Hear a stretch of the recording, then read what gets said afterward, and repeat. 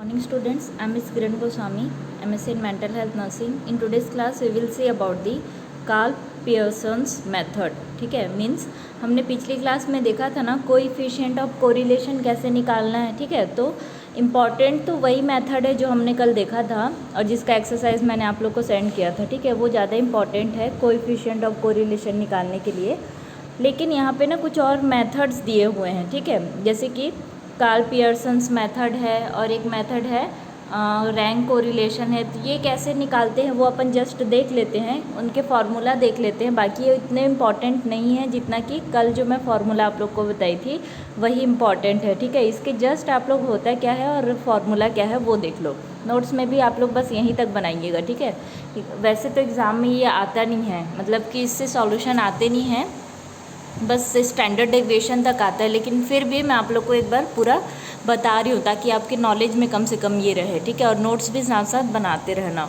So today we will see about the Karl Pearson's method. ठीक है, इसको और क्या बोलते हैं हम लोग, product method, product moment method भी बोलते हैं और कोवेरिएंस मेथड भी बोला जाता है. ठीक है, कार्ल पियर्सन्स का जो कोएफिशिएंट ऑफ कोरिलेशन निकालने का जो फार्मूला है, ठीक है, उसको अपन क्या बोलते हैं, प्रोडक्ट मेथड या प्रोडक्ट मोमेंट मेथड भी बोलते हैं, कोवेरिएंस मेथड भी बोला जाता है. ओके, ये क्या होता है वो देखना.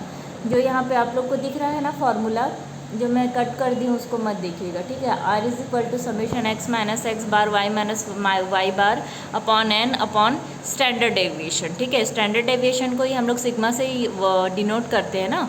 ठीक है, तो नीचे में क्या दिया गया है, स्टैंडर्ड डेविएशन दिया गया है. ठीक है, तो ये इसका क्या है, फार्मूला है. फार्मूला के बेस पे इसका क्या बना है, डेफिनेशन बना हुआ है. ठीक है, तो ध्यान से देखना. Karl Pearson's coefficient of correlation is the arithmetic average of the product of deviation from each pair of items. ठीक है, यहाँ पे जो दिया गया है ना summation x minus x bar y minus y bar, यही क्या है, arithmetic average of product of deviation. ठीक है, स्टैंडर्ड डेविएशन से पहले हम लोग क्या निकालते हैं, मीन मीडियन मोड निकालते हैं ना. तो x minus x bar y minus y बार यहाँ पे क्या है, प्रोडक्ट ऑफ डेविएशन है. ठीक है, इसको हम लोग क्या बोल सकते हैं, और arithmetic average of the product of deviation. ठीक है, from of each pair of items. ठीक है, from the respective means divided by product of the standard deviation. और इसको हम लोग डिवाइड किससे करते हैं, यहाँ पे जो दिया हुआ है ना सिग्मा एक्स सिग्मा वाई करके, ये अपना क्या है, स्टैंडर्ड डेविएशन है. ठीक है, तो अरिथमेटिक एवरेज को हम लोग स्टैंडर्ड डेविएशन से क्या करते हैं, डिवाइड करते हैं. कौन से मेथड में, कार्ल पियर्सन्स के मेथड में. तो इससे हमारे क्या निकल जाएगा, कोएफिशिएंट ऑफ कोवेरिएशन निकल जाता है. ठीक है, coefficient of correlation. Sorry, clear है इतना, एक बार और बता रही हूँ. ठीक है, यहाँ पे फार्मूला को देखो, उसी से ही समझ में आएगा.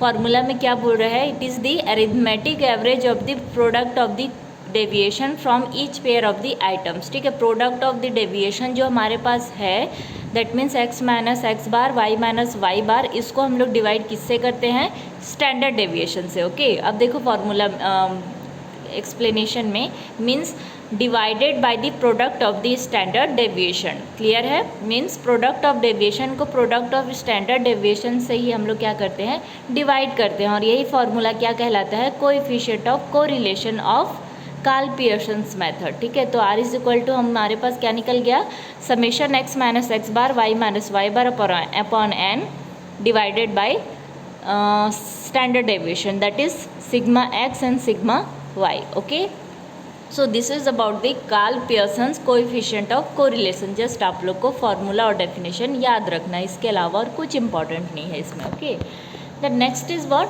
Rank correlation. ये दूसरा मेथड है कोरिलेशन निकालने का, that is according to rank correlation. ठीक है, इसमें भी जस्ट आप लोग को फार्मूला याद रखने हैं. Okay, this method was developed by C.F. Spearman in 1904 for measurement correlation between qualitative variables like beauty, honesty, intelligence, ability, etc. Numerical expression is not possible in qualitative variables, but it is possible to arrange them in some other और ranks. ठीक है, means इसमें क्या बोल रहा है, जैसे कि हम लोग कार्ल पियर्सन से निकालते थे ना कोएफिशिएंट ऑफ कोरिलेशन, तो वो किसके लिए था, क्वांटिटेटिव डाटा के लिए था.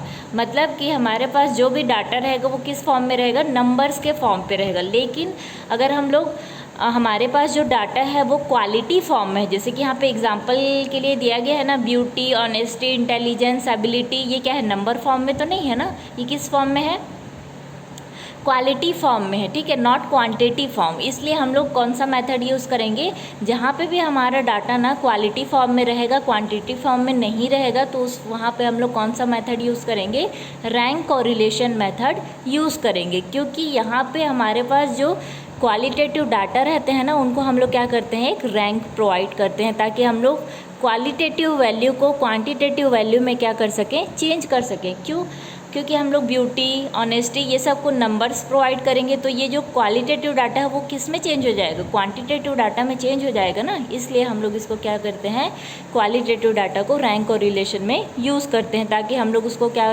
प्रोवाइड कर सकें, रैंक प्रोवाइड कर सकें। क्लियर। जैसे कि एग्जाम्पल के लिए मैं बता रही हूँ, अगर आप लोग को समझ नहीं आया होगा तो, ठीक है।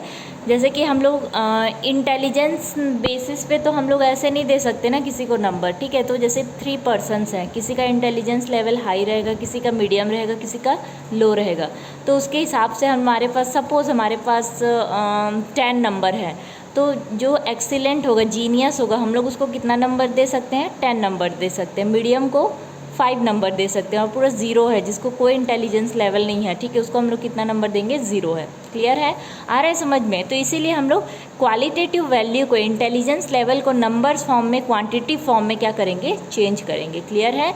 और जहाँ पे भी क्वालिटेटिव डाटा यूज़ होता है ना, क्वालिटेटिव डाटा रहता है ना, तो हम लोग वहाँ पे क्या करते हैं, रैंक कोरिलेशन का यूज़ करते हैं। अगर हमारे पास डाटा क्वांटिटेटिव फॉर्म में रहता है तो हम लोग कौन सा यूज़ करते हैं, कार्ल पियर्सन्स मेथड।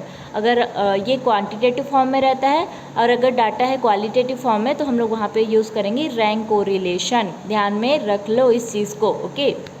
अब इसका वो देखो, फार्मूला देखो क्या दिया गया है, R is equal to 1 - 6 summation d² upon n square -1, ठीक है। ये इसका फार्मूला है। फार्मूला तो आप लोग को याद करना पड़ेगा, इसमें कोई एक्सप्लेनेशन है ही नहीं, ओके। और इसको हम लोग क्या लिख सकते हैं, 1 - 6, इसी फार्मूला को ही उसको, और आगे क्या लिख सकते हैं, 6 समेशन d² अपॉन, यहाँ पे n² और n को क्या कर दिया है, इनटू कर दिया है, ठीक है, दोनों को गुणा कर दिया है, तो वहाँ पे क्या मिल गया, n का क्यूब मिल गया, ठीक है, -n, ठीक है। n को n² से डिवाइड इनटू करेंगे तो क्या मिलेगा, n का क्यूब, मतलब n का घात, ठीक है, और 1 से उसको इनटू करेंगे तो हमको क्या मिलेगा, n, ठीक है। तो फार्मूला यहाँ पे थोड़ा सा क्या हो जाएगा, चेंज हो जाएगा। दोनों में से कोई भी फार्मूला यूज़ कर सकते हैं अपन, ठीक है। तो यहाँ पे दोनों मेथड समझ में आए। रैंक कोरिलेशन क्वालिटेटिव डाटा के लिए यूज़ किया जाता है, क्वांटिटेटिव डाटा के लिए कार्ल पियर्सन्स मेथड यूज़ किया जाता है, ठीक है। दोनों के जस्ट आप लोग फार्मूलाज याद रखना, okay. Nothing is important in this, okay. So thank you students. In the next class we will see about the regression, okay. यहाँ पे कोरिलेशन ख़त्म होता है, अब हम लोग नेक्स्ट क्लास में देखेंगे regression, okay. Thank you students.